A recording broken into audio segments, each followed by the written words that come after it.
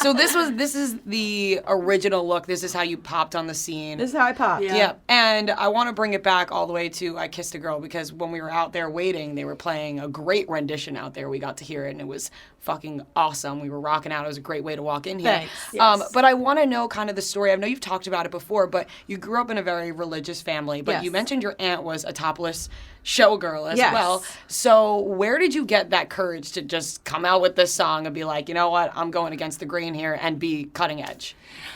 Well, so, I mean, my aunt was a topless showgirl, but then she transitioned into a preacher. So Okay. she was like a tent revivalist. More versatility. You know, she went from topless to Jesus. Yeah. You know, and it was like the Bible in one hand and preaching from the pulpit. And that's how my parents met. They actually met in Vegas. My dad was like kind of a preacher as well. And my mom was a reporter, and my mom was doing a piece on these like charismatic preachers, you know, with these like pop-up tent churches. And he was in one of them, and they met. And, you know, I was always a black sheep. From the moment I was, you know, born, it was like, why? Yeah. Why? Why? Okay, but why? Huh? You know, like I need answers. I'm very curious. I like really investigating and just going deep on everything. And, you know, I think I am privileged enough that I've been able to travel the whole world almost, like 3 times over. And once you have access to other people and cultures and ways of life, your world just broadens, right? And your whole mind changes. I mean, everything shifts, and you're like, oh, this is amazing, this is great, and people are different, and that's okay, and yada yada. But definitely, when I wrote "I Kissed a Girl," it wasn't like I called my parents and was like, guys, guess what this song I wrote? And it was about to come out on the radio, and I remember that, and I was like, okay, well, my parents are gonna find out. I don't live under their roof anymore, and they don't pay my rent.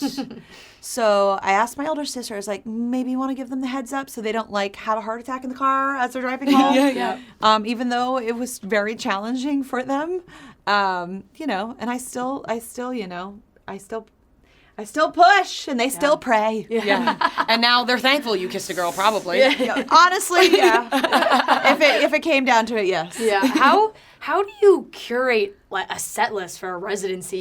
You have so many songs. We listen to, you know, our favorites on the way here because this is the one thing we hate about LA is being in the car all the time. We can't do it. It took us like an hour and a half to get here, but we could listen. Well, this is tons of very music. far where you're yes. at. This is Yes. not like, But worth it. But it's like so many of these songs. I don't know how did you make those decisions? Who got to make the cuts? What song doesn't get to be in the residency? Well, will it change? Maybe a little. Yeah. But we have a really structured amount of time, especially in Vegas. You know, it's a very in and out spot, and the audience comes in at 8, they leave at 9:30.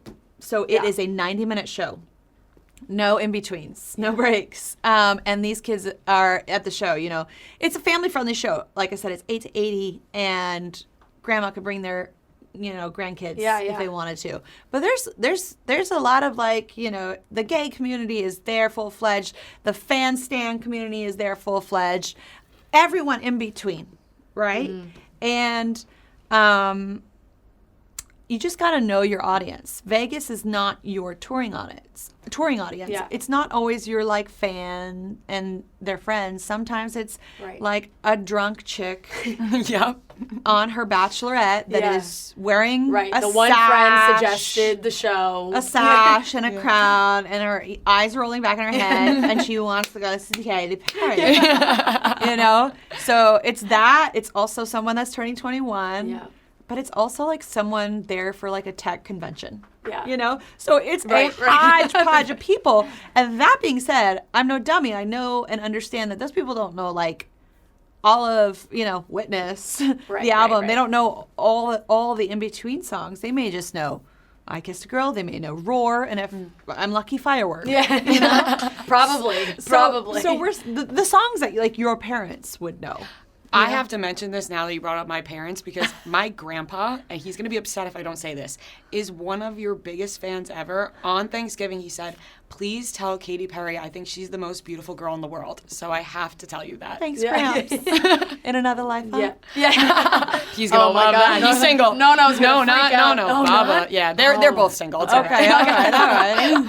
Oh, well, that's Single and great. active. Yes, Yeah, for yeah. sure. So, like she mentioned, we were listening on the way here, and you've had so many great collaborations, and I'm curious as to what your favorite music is to listen to, because I really like rap, and you've had like Snoop Dogg, Juicy J, Nicki Minaj. You've and these great songs. What type of music do you listen to? Well, it depends on the mood. And just to finish your question, basically I look at the streaming services, and whatever the top 20 says, that's what we're playing. That's amazing. Because that's what the people want. Literally music to my ears. You know, like it's they want to sing along. Yeah. They are usually pretty fucked up, and they want to go.